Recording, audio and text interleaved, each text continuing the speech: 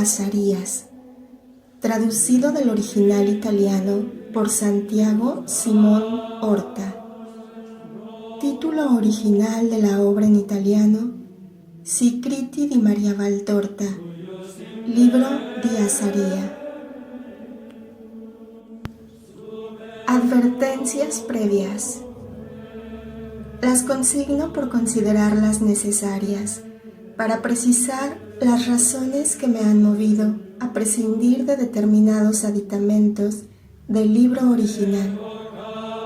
Este, como el resto de los que integran el conjunto de las obras de Maria Valtorta, es un regalo del cielo, sin otro fin que el bien espiritual de sus destinatarios.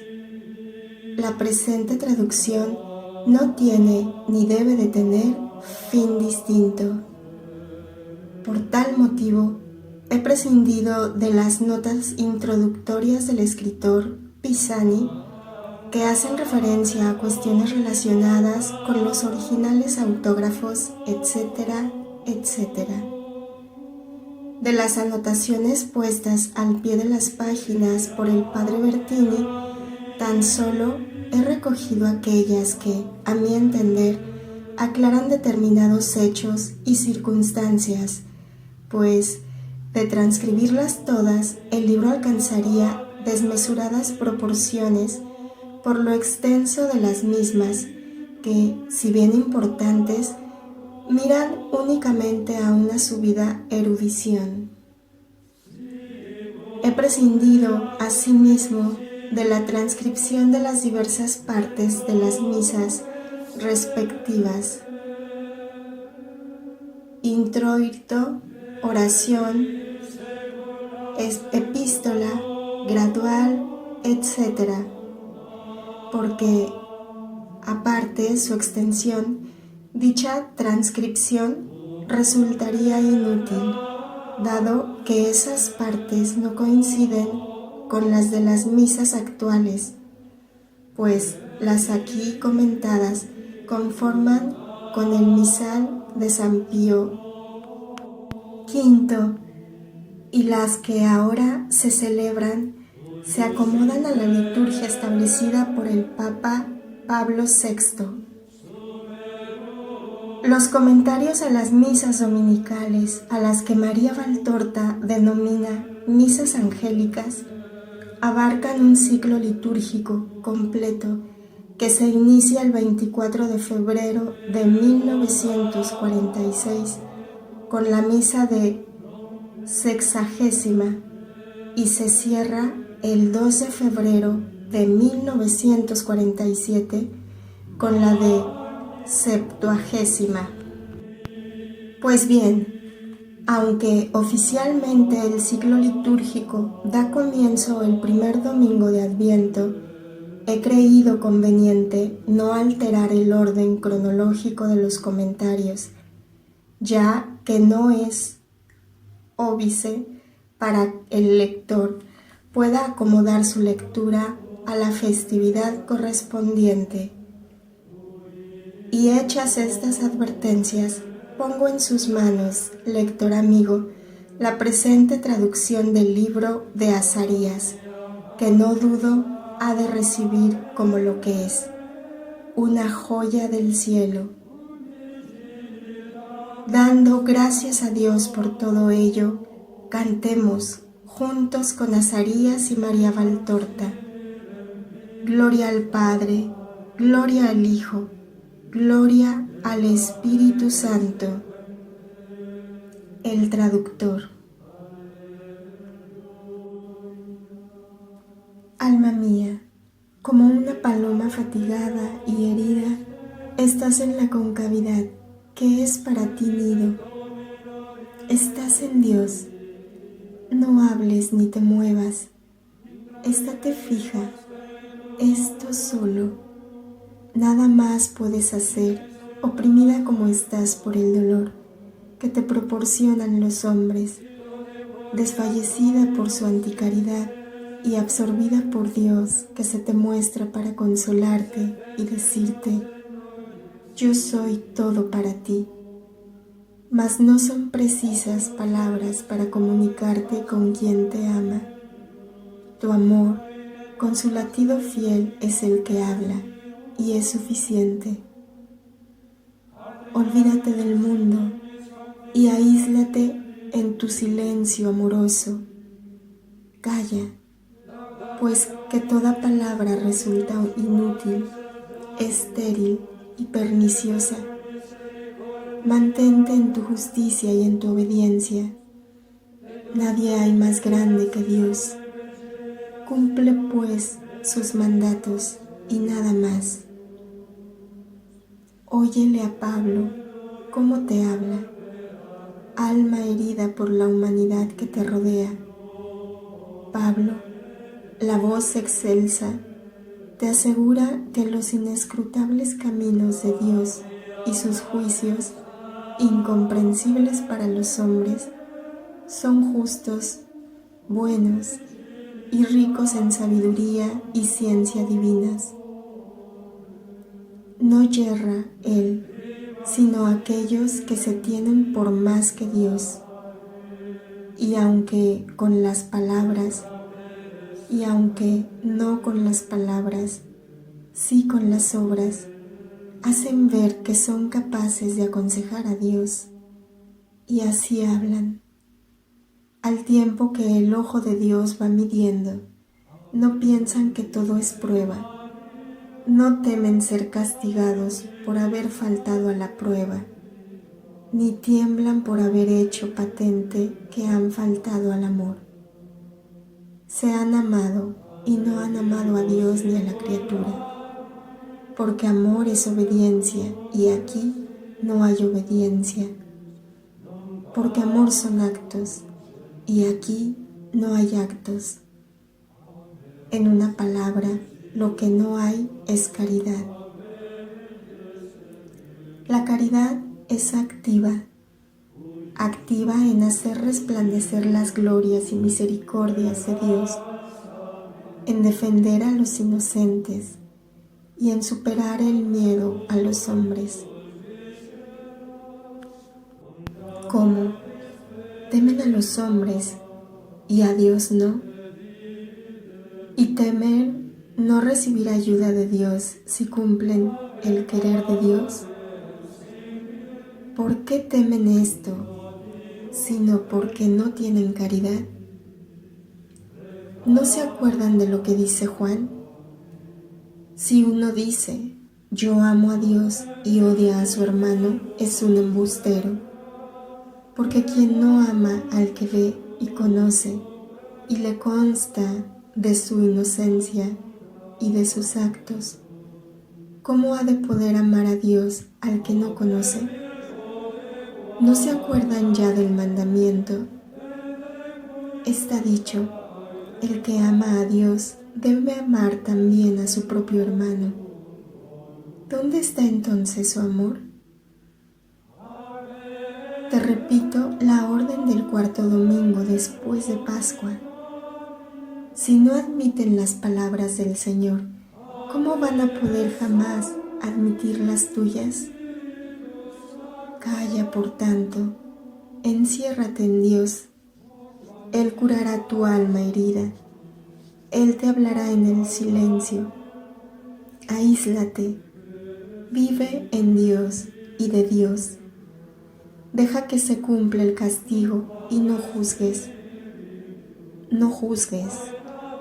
Dios les juzga ya. Como dice el Evangelio, imita al Maestro para ser semejante a Él. Imítale en el amor y en la humildad. Ven, ven, pobre alma, para la que Satanás encontró el modo de herirla por medio de quien, más que ningún otro, te debía proteger. Ven, el Señor es tu fuerza y tu protección, y Él está sobre ti con su trino poder. Ven, alégrate tan solo en Él, porque verdaderamente los enemigos de los hermanos son los siervos de Satanás, que es dolor. mientras que Dios es gozo y no conviene fiarse de quien es malvado dolor. Alégrate en Dios, tu Maestro y Salvador, alegría toda espiritual y por tanto santa del todo. Y de insistir, diles a ellos esto tan solo: ¿por qué habéis llamado peso del Señor a lo que era don? Yo me retiro como se me ha dicho, pero recordad que, como dice en Jeremías, vosotros sois el peso que cargáis sobre los siervos de Dios, haciendo pesada su acción, y por eso aquel que no se engaña os arrojará fuera. Recordad que peso son vuestras palabras con las que cambiáis el sentido a la palabra y a los decretos del Dios viviente. Y recordad que la paz llegó ya para mí, puesto que estoy sintiendo el rumor de los pasos del mensajero de la buena nueva, de aquel que anuncia la paz y la lleva consigo. Entra en su paz, entra cada vez más. No temas, no tiembles, el silencio es por ti. El silencio no es por ti. El silencio para ti no es desamor ni castigo. Para ti, víctima que te consumes, es piedad y castigo para ellos. Alma mía, el Señor está contigo y la Madre te cubre con su manto, lo mismo que yo con mis alas.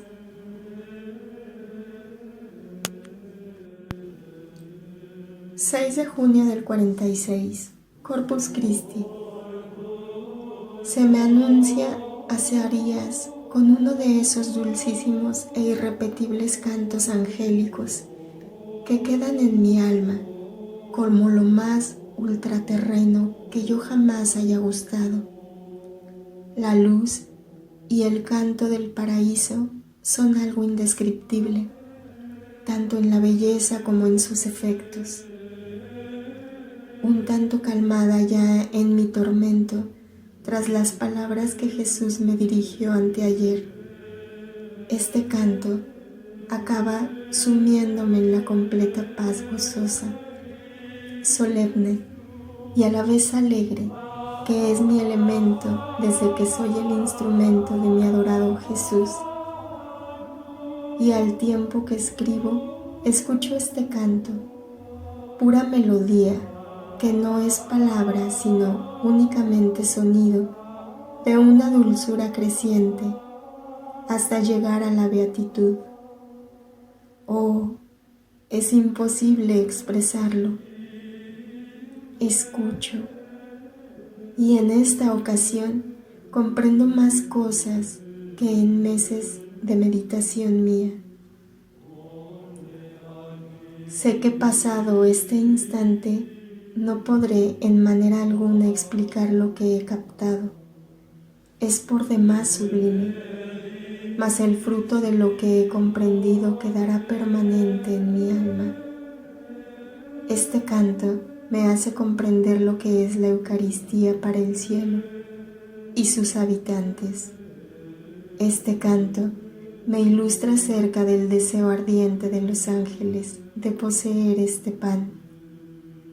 Oh, habla a Zacarías, ven, elévate, porque esta explicación más que meditación será contemplación y adoración, a la vez que identificación con nuestros pensamientos angélicos, que difieren mucho de las acostumbradas explicaciones de este misterio, y la diferencia se advierte ya desde el introito.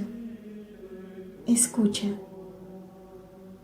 Se dice que la flor del trigo y la miel con que el introito hace referencia a las dulzuras eucarísticas se expresa en el recuerdo del maná, el pan llovido del cielo a modo de rocío, semejante a la semilla de cilantro y de sabor a flor de harina con miel, un símbolo de la Eucaristía que se le dio al pueblo hebreo. Mas yo, ángel, quiero que sepas tú lo que nosotros pensamos al contemplar al Hijo y a la Madre, al Hijo hecho pan y a la Madre feliz, de la que vosotros al alimentaros de Él, os alimentáis igualmente de ella, porque, oh, verdaderamente es así, ya que vosotros, ¿de qué os nutrís sino del pan que es el Hijo de María, formado hombre por ella, purísima y dulcísima, con lo mejor de sí misma, con su sangre virginal, con su leche de madre virgen y con su amor de esposa virgen? Sí, Dios os nutre con la pura flor del trigo, la espiga intacta, nacida en tierra, escogida en el huerto cerrado de Dios, madurada con el calor del sol. Dios se ha hecho harina, flor de harina para daros el pan. Jesús se ha hecho flor de harina. ¿No es este un modo de hablar? Por vuestro amor, por el amor de los hombres, se inmoló, se redujo a polvo entre las muelas de la obediencia y del dolor. Ella, la intacta, a la que ni las nupcias, ni el parto, ni la muerte pudieron herir, violar ni reducir a polvo como a todo mortal. Solo el amor, solo Él la puso en la muela donde la corredentora llegó a cambiarse de espiga en flor de trigo. Ya lo afirmó el Hijo: si el grano no muere, no llegará a ser espiga. ¿Qué mortal fue de María?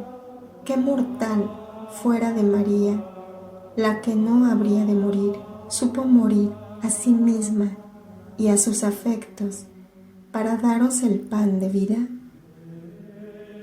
La que no conoció la muerte, gustó las muertes todas, de las renuncias para daros el fruto óptimo del Salvador y del Redentor. Y después, como madre, hízolo crecer para vosotros con lo mejor de sí, con su leche virginal, y por lo mismo también con su sangre, que imprimía movimiento al corazón, que latía solo por Dios, con su sangre hecha amor maternal. Lo hizo crecer para vosotros con su calor, con sus cuidados, con toda la miel extraída de la roca intacta, elevada contra el cielo y besada por el sol Dios, y por fin os lo dio a comer ensaboreado, no solo con la miel de su amor, sí que también con la sal de su llanto. Oh Santa, Santa Madre y Nutriz del género humano, género escogido, jardín colmado de flores y de doradas abejas, huerto cerrado y fuente de suavidad. Verdaderamente Jesús es el pan verdadero, mas también lo es María, como asimismo es la que de la palabra hizo un hombre para darlo a los hombres en redención y nutrimento. Sabiduría, vida y fortaleza es este pan, mas también pureza, gracia y humildad. Porque si es Jesús este pan, lo es igualmente María, que hizo a Jesús con la flor de su cuerpo y la miel de su corazón. Pan que recuerda la pasión divina.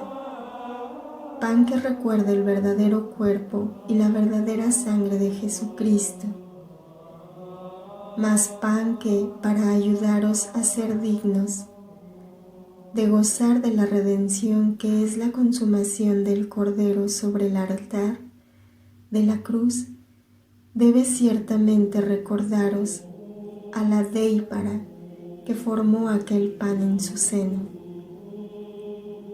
Ahora bien, ¿qué fiel es aquel que ultraja a su Señor? ¿Cuál es el súbdito que ofende a su rey? ¿Cuál es el discípulo que se burla de su maestro? ¿Y cuál, por último, aquel hijo que ofende a su madre? Es el fiel, el súbdito, el discípulo y el hijo pecador, duro de corazón y merecedor de castigo. Es el que, por sí mismo, acarrea su condena, o las condenas más bien, porque en el tiempo es la pérdida del favor de Jesús y de María, y en la eternidad es la pérdida de la posesión de Dios. Con todo, muchos, olvidando la advertencia de Pablo, se acercan a la mesa santa sin probarse a sí mismos, y comen de aquel pan, y beben de aquella sangre con el alma impura, y así el pan y la sangre que son redención se truecan en condenación al ser recibidos sacrílegamente por el pecador. No es para esto para lo que Él, el divino, hízose hombre y se dio, sino para que el hombre llegue a ser Dios. No se hizo pan para daros muerte, sino vida. Loco de amor, tras haberos salvado y redimido, quiso vivir en vosotros, crucifixores, y haceros dioses, porque el amor sublime tiene estas sublimes paradojas. Siendo Dios, hízose hombre, y los hombres le dieron muerte, y Él, sin embargo, de los hombres quiso hacer dioses, y dioses logra haceros con la Eucaristía, que bien recibida os transustancia en Él. Como dice Pablo, no vivo yo, sino que es Cristo el que vive en mí. Vosotros, que habéis de morir, perpetuos moribundos, ya que la culpa original mantiene siempre atractiva en vosotros las toxinas mortales, y a cada instante podéis perecer a pesar de la gracia que el Redentor os consiguió con su inmolación y con los sacramentos por él creados y vivificados con sus méritos. Podéis combatir a la muerte con la vida, esto es, con la Eucaristía. Ya lo dijo Él, si no coméis la carne del Hijo del Hombre y no bebéis su sangre, no tendréis vida en vosotros. El que come mi carne y bebe mi sangre, tendrá la vida eterna, y más, para eso vine yo, para que tengan la vida y la tengan sobreabundante. Para esto doy mi vida. Mas hay de aquellos que conscientemente convierten el pan del cielo en su condenación y en tóxico letal al usar el sacramento más sublime de una manera sacrílega. Y hay también de quienes limitan su poder transformador, recibiéndolo con indiferencia, tibiamente, sin verdadera voluntad de transformarse en Dios, y con su ayuda llegar a hacerse cada vez más dignos de recibirlo. Vida eucarística es vida de fusión. La comunión no termina cuando salís de la iglesia o se consumen en vosotros las especies.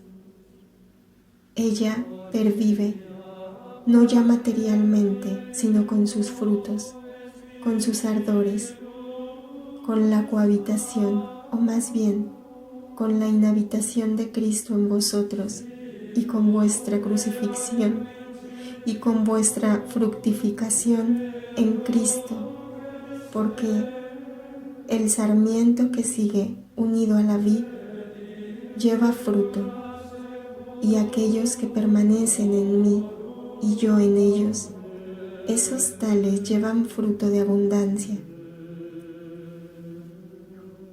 Vida eucarística es vida de amor, y por ser la Eucaristía memorial, manantial y horno de amor, y al poner el alma cuanto está de su parte, ayudada cada vez más por la gracia del sacramento, lo transmite el que la recibe, porque es innegable que allí donde hay buena voluntad, por más que la criatura sea débil e informe, se comprueba que la Eucaristía confiere aumento de formación, robustecimiento de la voluntad, transformación del sentimiento, de tibio en ardiente del deseo, de débil en fuerte, y de la obediencia al precepto de comulgar en las festividades a hacerlo diariamente. La Eucaristía tiene presente a Cristo en todas sus operaciones. En su encarnación, la Eucaristía es una perpetua encarnación de Cristo. En su vida oculta, el tabernáculo es una prolongación de la casa de Nazaret. En su vida de menestral, Jesús Eucaristía es el artesano incansable que labora las almas. En su misión de sacerdote, al lado del que muere o del que sufre, como lo estuvo junto al lecho de José, moribundo, y con todos aquellos que acudían a él para ser consolados. Lo mismo que está ahora ahí Jesús para consolar, fortificar y preguntar, igual que a los dos de Emaús: ¿por qué estáis tristes? Y quedarse con vosotros como amigo y Cireneo, mientras se va haciendo de noche y declina el día, y llega a su final el camino de la cruz y la extrema inmolación. Él está ahí como cuando evangelizaba a las turbas y decía: tengo pena de esta gente, démosle pan a fin de que no desfallezcan por el camino. Y como entonces os evangeliza en las virtudes de la caridad, de la humildad, de la paciencia y de la mansedumbre. Cordero, más que nunca cordero, que no abre su boca ante quienes le golpean. Él, en su silencio exterior, os habla con el torrente de los destellos divinos que se desprenden de la hostia santa en la que su divinidad se aniquila, y os dice: imitadme en la generosidad, en la mansedumbre y en la misericordia. Y, como desde la noche del jueves hasta la hora nona, os enseña a ser redentores. María, llegué a decirte una vez que Jesucristo es el compendio del amor de los tres. Pues bien, ahora te digo que la Eucaristía es el compendio del amor de Jesús, en el que ya está el compendio del amor trino perfecto. Esto te lo dice todo. Jesús Eucaristía os enseña a hablar y a callar, a obrar y a contemplar, a sufrir y a humillaros, y sobre todo a amar, amar, amar. El Espíritu Santo proporciona luces para comprender. mas el Verbo encarnado, hecho Eucaristía, suministra los fuegos para hablar y convertir mediante la caridad, que es la que abate las herejías y sana los corazones haciéndolos doctos de Dios y guiándolos a Él, e infunde los ardores para ser mártires. De los labios de toda persona eucarística fluye la sabiduría, porque vida eucarística es asimismo vida de sabiduría, y de su corazón brota el heroísmo, ya que la Eucaristía comunica a Cristo, que es el héroe santísimo y perfectísimo. Vida eucarística es también vida apostólica, porque Jesús, al estar dentro de vosotros, y Él jamás se separa, os cambia en apóstoles, siendo el grado de apóstol más o menos potente según sea el grado de vida eucarística alcanzado. Y por fin, vida eucarística es vida deificada por la carne, la sangre, el alma y la divinidad de Jesús, que baja a hacer su morada en vosotros. Llamáis sagrados a los vasos eucarísticas, sagrados a los tabernáculos, y sagrado cuanto se halla en contacto con el Santísimo Sacramento. Y esto es tan solo un contener o ser tocado. Acción, por tanto, puramente exterior.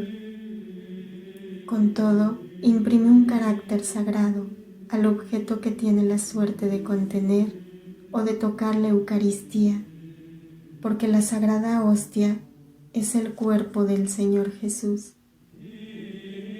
Pues entonces, ¿qué vendrá a ser vuestro cuerpo, a cuyo interior desciende el cuerpo santísimo, que se anulen las especies, absorbidas, como cualquier otro alimento humano, por los jugos que lo transforman en sangre vuestra? ¿Ya lo entendéis? En sangre vuestra, vuestra sangre, tratándose de vosotros que os alimentáis de la Sagrada Eucaristía, contiene, y no metafóricamente, lo que fue especie del cuerpo santísimo, así como vuestro espíritu recibe la gracia que emana de este cuerpo completo, dotado de carne, sangre y alma, como el de cualquier otro hombre, y además, al ser cuerpo del Verbo divino, de divinidad. Si pues vuestro cuerpo debiera ser santo como templo que es el Espíritu Santo, que desciende y alienta en vosotros, ¿a qué perfección tendría que llegar para ser digno tabernáculo del Dios que viene a habitaros? Mas a fundirse con vosotros, a hacerse vosotros, y dado que el mayor no puede ser absorbido por el menor, a absorberos, a hacer que vosotros lleguéis a ser Él, esto es, dioses, lo mismo que Él es Dios. Yo os lo digo, deberíais imitar con el mayor ahínco a la Virgen, con la que el Verbo de tal modo se unió, que se hizo carne de su carne y sangre de su sangre, y recibió vida de ella, obedeciendo a los movimientos del corazón materno y a las leyes vitales maternas para transformarse y llegar a ser Jesús. El Cristo, concebido, obedeció a la Madre, mas la Madre, ¿a qué grado de superabundante pureza no se elevó a sí misma, ella, la toda pura, para colocar en torno a la divinidad un santo de los santos más escogido, aun que aquel que resplandeció sobre el sobre el Moría. María hizo de sí tabernáculo celestial, un trono celeste en el que Dios viviese lo más posible en un cielo antes de sufrir los contactos del mundo. Igual deben hacer los amantes de Jesús, ser rinconcitos celestiales para que la Eucaristía pueda vivir en ellos, como en un palpitante y adorante cielo, resguardada de los hedores y abominaciones del mundo. Y sabed alabar en este pequeño cielo, en vuestro pequeño cielo, en el que, si es tal, nada realmente falta, porque en la Eucaristía se hallan presentes los tres, indivisibles por más que sean tres, formando la sublime unidad que tiene por nombre Trinidad, de la que no está ausente la caridad de María y de los santos, siempre adorantes donde se encuentra el Señor, como tampoco están ausentes los coros angélicos con sus himnos que te transportan al cielo. Sabed alabar, no con palabras sino con amor.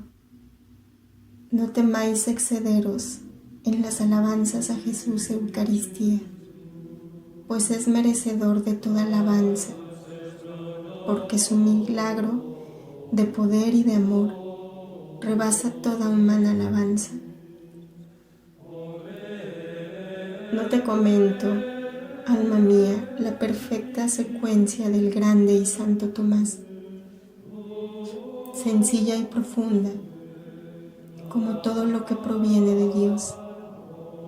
Ella se hace entender por sí sola.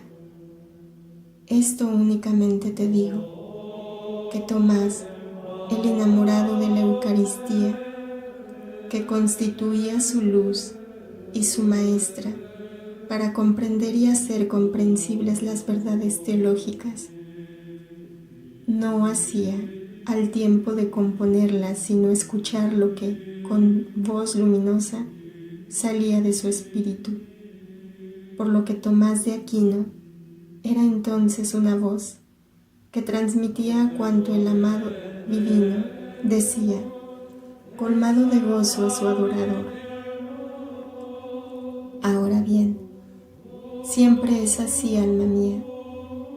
Cuando Él os habla, lo hace para vuestro contento.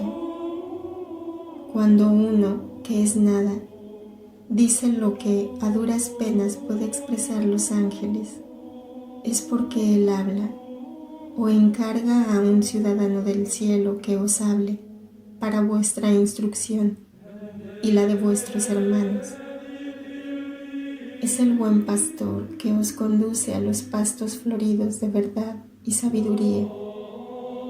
Es el amor que os sacia y da las palabras. Se da a sí mismo en palabra y en alimento. Oh, exultemos. Yo, ángel, no hago sino exultar de júbilo al verte nutrida con el pan del cielo y con la divina palabra. Me acerco y oigo la palabra. Me acerco y percibo la fragancia del pan paradisíaco. ¿Has calificado de sublime mi música inicial? No, sino esta voz de mi Señor y tuyo que te habla. Esta es la música, oh mortales todos, que solo una gracia especial hace que la pueda oír sin morir de gozo. Esta palabra es la que a nosotros, los ángeles, nos mueve a contar con alegría inmensa. Y si esta se da, es para ser dada, y al igual del pan eucarístico, esta palabra es pan sapiensal, que bajo especies diversas, que son apariencias y no sustancias, esconden cosas sublimes. En efecto, tanto los dictados como las visiones son formas, especies, mas la sustancia es el verbo que enseña.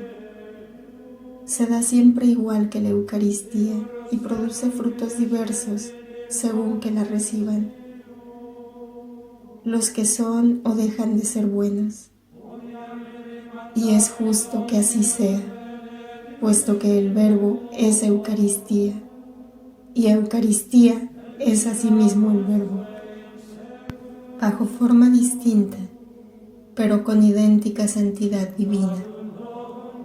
Al ser, pues, una misma cosa, son iguales los dones y frutos que produce: vida, sabiduría, santidad y gracia.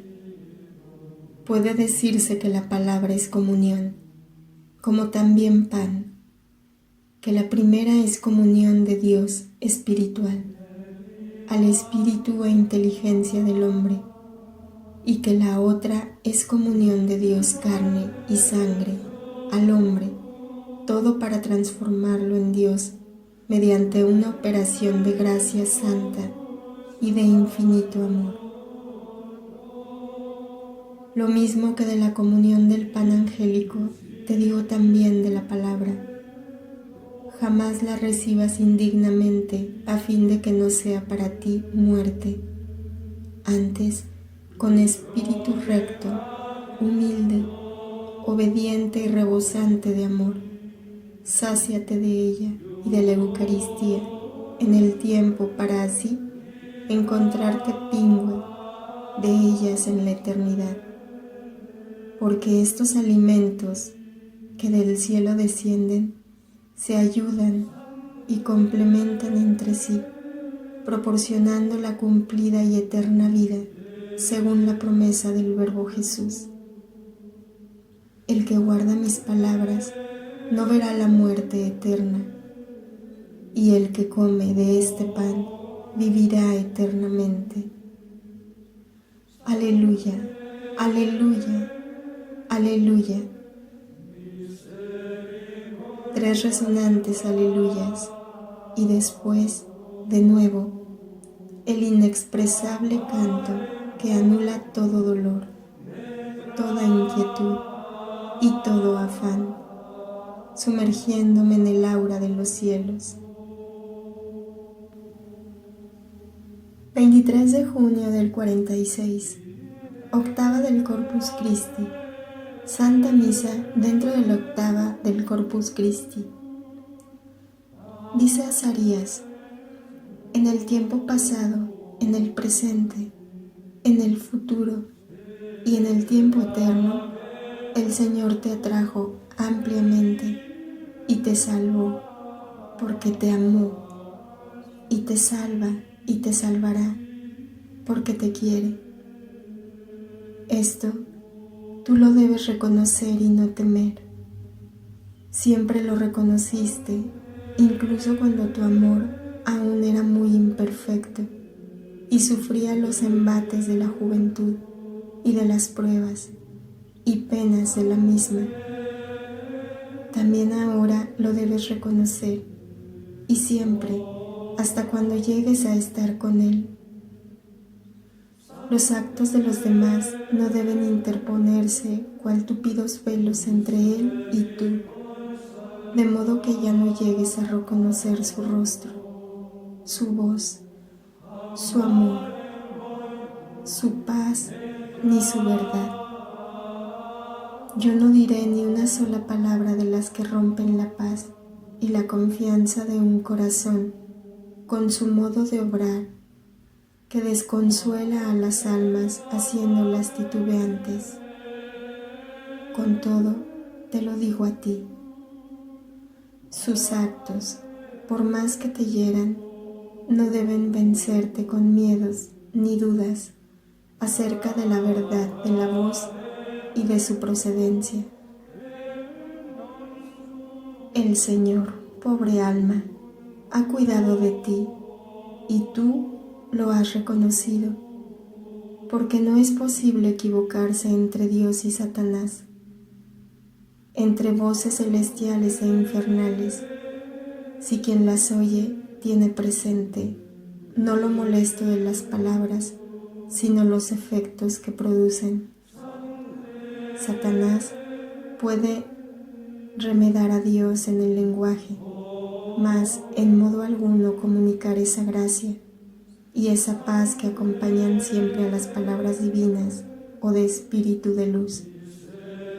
No pueden producir gracia ni santidad, porque sus palabras van siempre mezcladas con insinuaciones que un alma en gracia jamás puede aceptar, y no pueden producir sensación de paz, porque el alma en gracia se sobresalta de horror con las voces infernales, y por más que el individuo no cuente con otros signos para reconocer cuál es el espíritu que le habla, bástale este escalofrío del alma para proporcionar al hombre la señal de que es la tiniebla la que en ese momento se manifiesta. Satanás puede engañar a los pecadores, entontecidos por el pecado, a los distraídos e irreflexivos, y a los curiosos que, por querer saber demasiado, acuden imprudentemente a todas las fuentes. Mas al que no puede engañar es a un espíritu recto que está unido con Dios. Todo lo más que puede es turbarle, acercándose a él o llevándolo mediante una acción propia, o valiéndose tal vez de infelices que, sabiendo raras veces lo que hacen y más fácilmente ignorándolo, son en un momento dado los instrumentos de que se vale Satanás para causar dolor y espanto a los instrumentos de Dios. Pero entonces interviene Dios sacándoos fuera del todo y os salva, sumergiéndoos en su océano de paz y de amor, como lo ha hecho contigo porque te ama. Hoy se celebra también la vigilia del nacimiento del Bautista, y el introito de esa santa misa canta: no temas, Zacarías, porque tu oración ha sido escuchada. Yo te digo, a mi vez, no temas, María, porque tu oración ha sido escuchada. Jesús escucha las oraciones de quienes le aman y ha intervenido para no dejarte perecer en un mar de desconsuelo. Mas hablando no a ti sola, sino a todas las almas, digo que el Señor siempre ama y pone completamente a salvo a quienes a Él se confían sin temor. Pensé del miedo que paraliza el amor, la confianza y la oración. Pensé de ese miedo que está denotado en vosotros, ignorancia de Dios, y de su poder, y también una fe deficiente en Dios. La fe buena y verdadera es humilde y lo acepta todo, porque dice: si Dios lo dice y me lo hace decir, es señal de que es cosa verdadera. Mas esta fe total nunca va acompañada de miedo, desconfianza, duda o, lo que es peor, de una obstinada e íntima persuasión de que Dios no puede esa determinada cosa. Dios todo lo puede. Todo debéis esperar que Dios pueda, y todo debéis creer que Dios pueda. No tenéis el amor, no matéis el amor con la duda o la negación. Eso jamás. No rompáis la cadena del amor que os une a Dios con la frase de los que dudan y de los que quieren juzgar a Dios con arreglo a su medida, con la frase de Zacarías así castigada: ¿Cómo va a ser posible esto si...? Zacarías quedó con su interrogante sellado en los labios hasta que de nuevo supo creer y alabar al Señor, reconociéndole capaz de obrar cualquier prodigio. Jamás seáis merecedores, almas queridas, del castigo de la mudez espiritual por vuestras desconfianzas con el Omnipotente, y pedid ser mantenidas en este espíritu de fe absoluta en el Señor Dios vuestro y de temor, unido al amor del Señor bendito, según lo recuerdan las oraciones de las santas misas de hoy. Parad. Mientes en la hermosa fe del Bautista hacia aquel a quien tan solo conocía por lo que de él decían los profetas. Nada deba a entender al Mesías en aquel humilde viandante que llegaba a las orillas del Jordán. Mas la fe, cuando es absoluta, cuando se halla impregnada de una profunda caridad, confiere presencia y posibilidad de ver y entender a Dios, por más que se oculte bajo las apariencias de una vida común. Y Juan reconoció al divino Mesías en el hombre Galileo, y como el santo temor de Dios había hecho de él un santo, así también el amor santísimo hizo de él un profeta. El amor de Dios que expresa, el amor de Dios que preserva de las culpas, dota de vista segura al espíritu del hombre, y el espíritu que ve no puede dejar de creer en Dios y en sus palabras, y de esta suerte salvarse de la muerte espiritual. Juan, el precursor, predicaba el temor de Dios para descombrar los caminos al Cristo, que venía a salvar a su pueblo. Jesús, el Salvador, predicó el amor por los caminos de la salvación.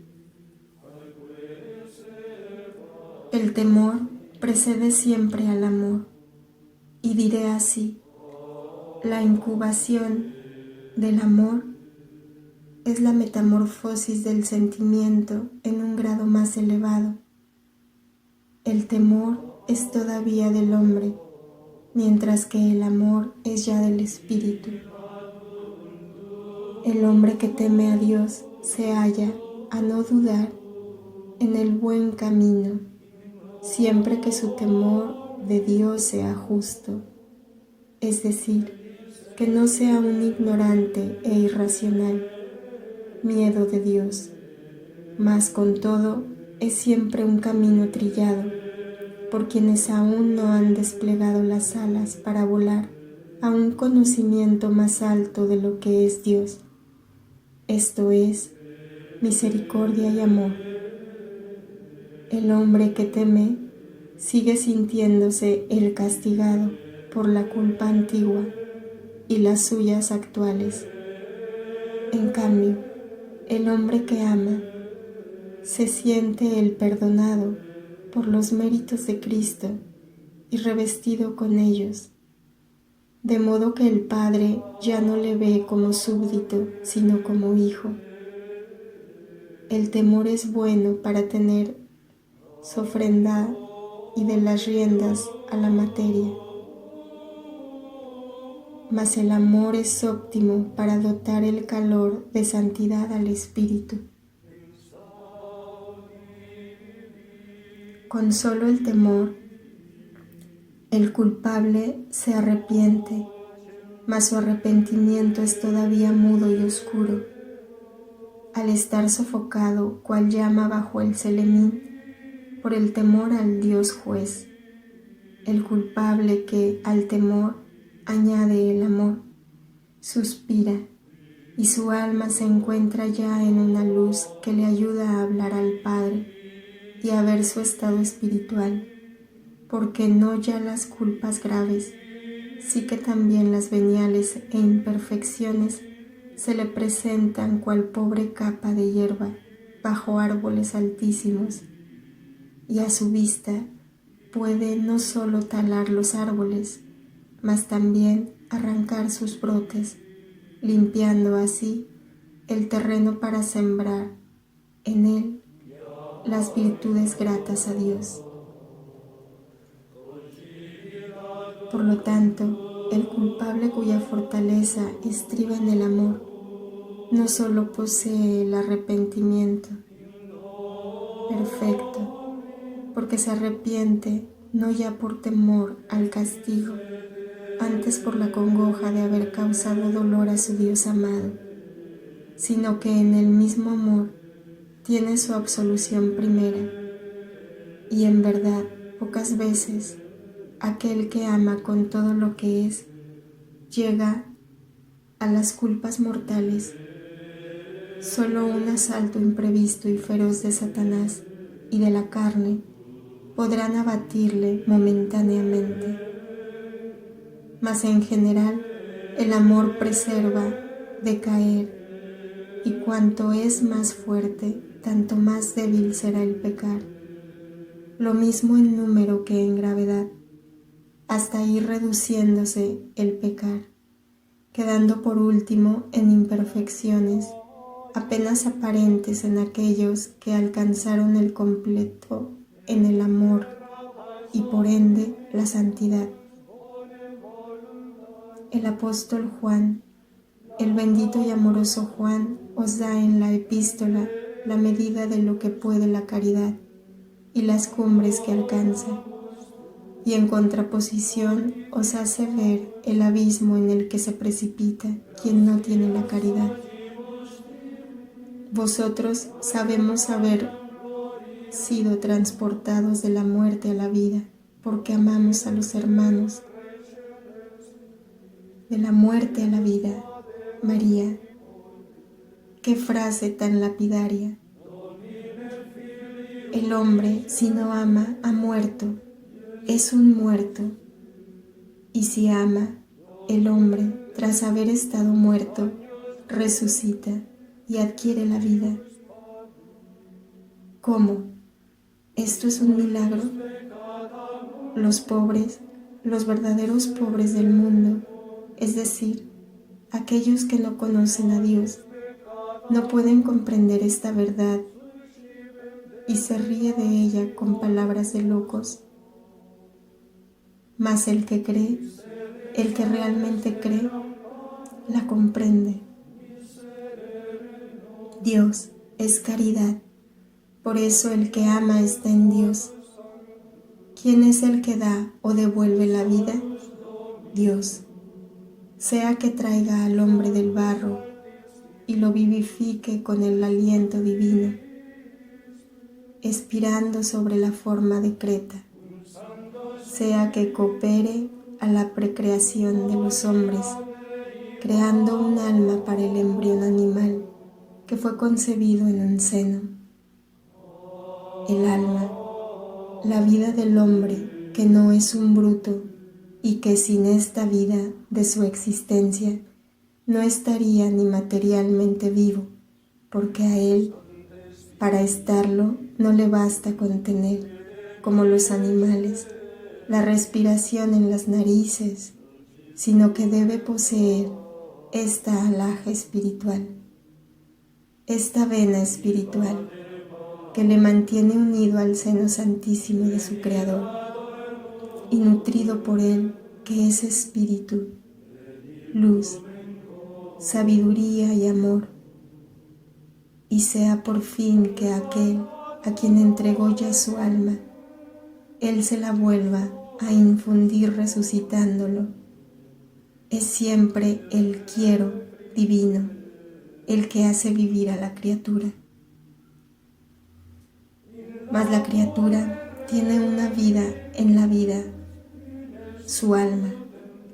y esta que, al ser inmortal, no muere por la muerte física, puede muy bien morir si, como antes he dicho, se separa del seno de su Señor. El odio, cualquiera que sea su forma y testimonio, es el cuchillo que corta la ligadura con el Señor, y el alma, una vez separada de Dios, muere. Por eso, únicamente la caridad es la que de los muertos hace vivos, porque sin caridad estáis muertos, y muertos estaban muchos, y más antes de que la caridad hecha carne viniese a enseñar el amor como salud. Por eso puede muy bien decir el apóstol Juan que los verdaderos cristianos saben haber sido trasladados de la muerte a la vida por la caridad, que tiene su mandamiento de amar a los hermanos hasta el holocausto, dando así ejemplo del amor perfecto. El mandamiento del amor que los buenos acogen es como el soplo de vida inspirado a la Creta para hacer de ella a Adán, o el fiat que se repite en cada infusión del alma, en un germen de hombre, y sobre todo, como el grito del resucitador. Yo te lo digo, levántate. Y el Lázaro, ven afuera a los resucitados de Palestina. Dios, que vuelve a entrar con el amor, devuelve la vida a los muertos mediante el amor. Mas el que no ama continuamente en la muerte, esto es, en el pecado, porque el pecado en todas sus formas es odio. El hijo que no respeta a sus padres y les oprime con exigencias y egoísmos, el que daña a su prójimo con la violencia, el hurto, la calumnia y el adulterio es un homicida. No es preciso matar para ser homicida. Lo es igualmente el que hace morir de vergüenza o de dolor. Lo mismo que quien lleva las almas a la desesperación con actos que les arrebatan la paz, la fe, el honor, la estima y el medio de trabajar, de vivir y de procurar la vida a sus familiares, como también el que con su ferocidad sanguinaria o sutiles persecuciones mortales llevan a hacer desesperar a Dios y a morir, odiándole. Son homicidas de sus hermanos, y es como si tratasen de matar a Dios en una nueva crucifixión, porque Dios está en vuestros hermanos, y vuestros hermanos en Dios, del que son hijos, y el homicida de sus hermanos, aquel que, material, moral o espiritualmente, odia a sus hermanos, no hiere a estos tan solo, sino que, a través de ellos, hiere también a Dios, y como todos los deicidas, está muerto. En el reino de Dios no entran los muertos. El reino de Dios se inicia en el espíritu del hombre sobre la tierra, mediante la unión con Dios, y se completa en el cielo con su plena posesión. Aquí, en la tierra, Dios en vosotros, y en el cielo, vosotros en Dios. Mas Dios no entra en la putrefacción de muerte, y la putrefacción de muerte no entra en el cielo. En la Jerusalén eterna, como no habrá templos, porque su templo es el Señor, en el que todos estaremos. Como no habrá necesidad de sol ni de luna, porque su esplendor es Dios, y su luminaria el Cordero. como no habrá puertas por no ser necesarias para ella, ni tiniebla para odiarla, así tampoco habrá en ella nada impuro y corrompido, nada muerto, sino que tan solo estarán quienes hayan escrito sus nombres en el libro de la vida, o sea, en la caridad que es vida. En esto conocimos la caridad de Dios, en que dio su vida por nosotros. Esta es la medida del amor perfecto, la inmolación. Jesús amor, os la dio con Él mismo, muerto en un patíbulo tras haberos dado doctrina y milagros, o sea, todavía amor, mas no perfecto amor, puesto que la perfección del amor está en el sacrificio. Él mismo, a las puertas de su pasión, cuando ya podía decir que había concluido de predicar y tenía que estar desengañado, viendo que al río de palabras pronunciadas correspondía tan solo un arroyuelo insignificante de convertidos, exclamó: cuando sea levantado en la tierra, lo atraeré todo a mí. Por eso sabía Cristo que únicamente la inmolación habría de vencer los obstáculos de Satanás y de la carne, y que las palabras de germinar lo harían bajo la lluvia de su sangre. La inmolación, la generosidad material en las obras de misericordia corporal, generosidad moral en las obras de misericordia espiritual, supergenerosidad al ser espiritual, sabiendo morir de amor para dar vida a los espíritus de los hermanos muertos en su espíritu, comunicándoles la caridad de que se hallan faltos. El ejemplo es la más santa y activa de las lecciones, y la acción es la única cosa verdadera. Por eso, sabed amar, no solo de palabras, sino con las obras y de verdad, y la caridad de Dios estará en vosotros. Y tú, alma mía, para ti, aquí tienes la epístola de la Santa Misa de la Vigilia de San Juan Bautista. El Señor te habló hace ya muchos meses de este fragmento de Jeremías, mas no te vendrá mal que vuelvas a leer cuanto la divinidad lleva a cabo para preparar sus voces, y así llegues a persuadirte de que tú eres lo que eres porque Dios quiere que lo seas, y es voluntad de Dios, palabra de Dios lo que en ti sucede y resuena. Antes de formarte en el seno de tu madre, te conocí. Cierto, alma mía, Dios no ignora a sus criaturas, respeta su libertad de acción, sabe por qué vías han de pasar para santificarse o para condenarse.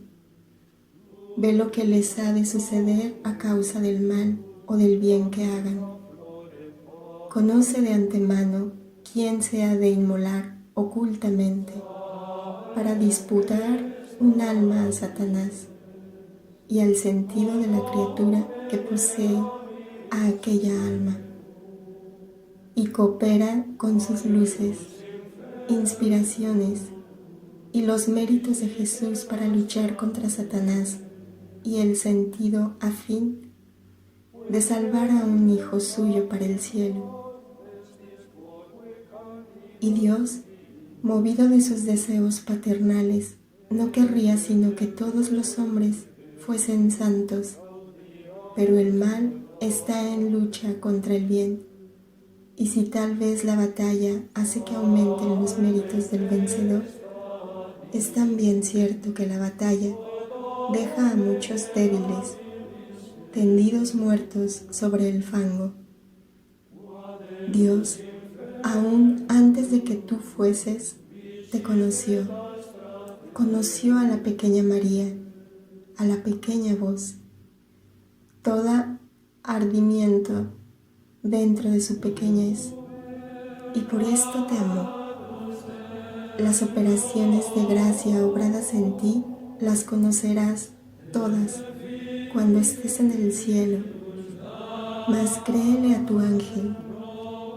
Como los latidos del corazón impulsan la sangre de las venas del pecho, transformándola en leche para la madre amorosa, nutriz de su recién nacido, y del pezón la vierte en la boca del niño, y éste se nutre de ella, y crece sin advertir siquiera de su vida y crecimiento, se deben a aquel líquido tibio y dulce.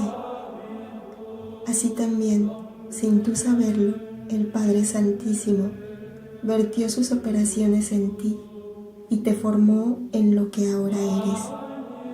Y más aún, como el lactante sonríe instintivamente al pecho que le nutre, sin saber a punto fijo lo que del mismo le viene, y tiende a él sus manecitas y su boca ávida, así tú instintivamente has tenido a él sin querer otra cosa, acción recíproca de amor que permitió a Dios formarte y a ti formarte de igual manera, puesto que el éxito del querer de Dios depende siempre de dos elementos que se integran: su amor y el amor de la criatura, fundidos en un solo amor y deseo de hacer lo que es bueno. Yo no sé hablar, dijo Jeremías, y tú dijiste y dices, yo no soy digna. ¿Por qué a mí? ¿Es posible que tú escojas la nada? Y el Señor a Jeremías y a ti: no digas así, porque, pues cualquier comisión que te encomiende, tú la harás y dirás lo que yo estoy contigo para librarte. Oh, cómo se complace el Señor de las nadas, humildes y obedientes. No temas, alma mía, tu nulidad. No sería capaz sino de amar. Pero el Señor extendió su mano, tocó a su víctima y te dijo: he aquí que yo pongo mis palabras en tu boca para el bien de tus hermanos. Oh, cómo se complace el Señor de las nadas humildes y obedientes. No temas, alma mía, tu nulidad no sería capaz sino de amar, pero el Señor extendió su mano, tocó a su víctima y te dijo: he aquí que yo pongo mis palabras en tu boca para el bien de tus hermanos. Cuando sea levantado atraeré todo a mí, dijo el Redentor. Tú pediste y obtuviste la cruz, y alzada en ella esperaste poder, con tu sacrificio, atraer a muchos al Señor. Y el Señor no se limitó a darte esta calamita, tan solo, sino que te dio a sí mismo la otra, su palabra, a fin de atraer a los hermanos a Dios. Continúa en la cruz hasta el fin y atrae a los hermanos a Dios, sufriendo, recibiendo las palabras, muriendo y dando a cada instante por amor y con amor, con un amor al que temor alguno vence, porque el amor total es más fuerte que la muerte, y al que las aguas no puede extinguir ni los ríos anegar. Que al tuyo no le sacudan las apatías de los hombres ni el odio de Satanás. Permanece en el sitio al que el Señor te trajo, esto es, en su amor, y no temas, porque Él, antes de que tú lo invoques, obra, librando a tu alma del que te persigue. Gloria al Padre, al Hijo y al Espíritu Santo,